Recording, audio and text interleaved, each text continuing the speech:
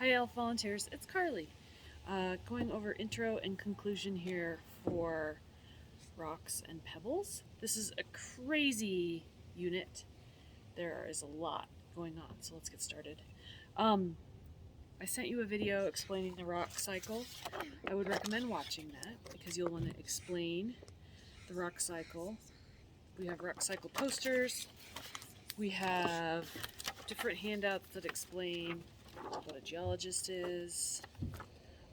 There are two different versions of the rock cycle poster, a simpler one for the younger kids and a more exotic one for the older kids. We have posters about igneous rocks, metamorphic rocks, minerals, sedimentary. This is a good thing to just read at the beginning. It explains kind of a overview of the rock cycle. This is a different rock cycle diagram. And then you have the puppet show, which will have 3 kids and 1 adult. And the adult is going to be making, it used to be a sandwich with like peanut butter and bread, but with allergies and I didn't want to waste food, we're doing it with clay instead.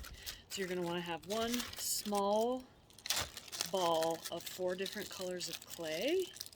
So like tear off a piece, so that the kids can see it, but not a ton because it's going in the trash when we're done.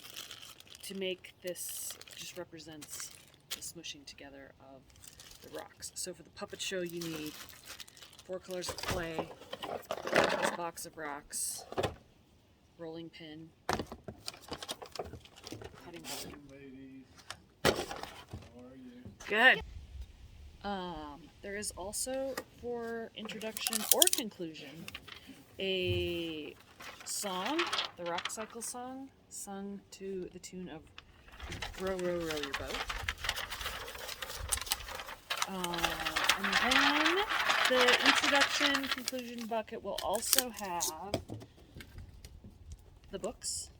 And then we also want to put a plug in for, we got a lot of rock samples and stuff from the Mines Mineral Museum, and we went in and I had never been. It was really cool. So there's a couple pamphlets in here. Give this a plug. It seems like a really good thing to go visit. They also said they have a scavenger hunt that they do with the kids. And then for conclusion, we talk about a couple of different things. There's a couple choices.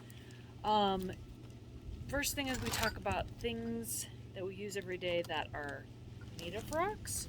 So in the handout it explains, that glass comes from sand, polyester is from petroleum, and things that aren't. So you can go over the things in our everyday life that come from minerals.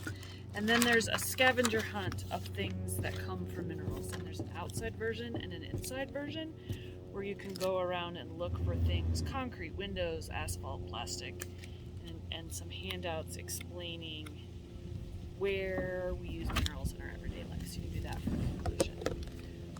And there's also a handout on neighborhood rocks. So like if you find rocks on a playground, there aren't a ton of rocks on the playground, but explaining what like our landscape rocks are. That's it. Have fun.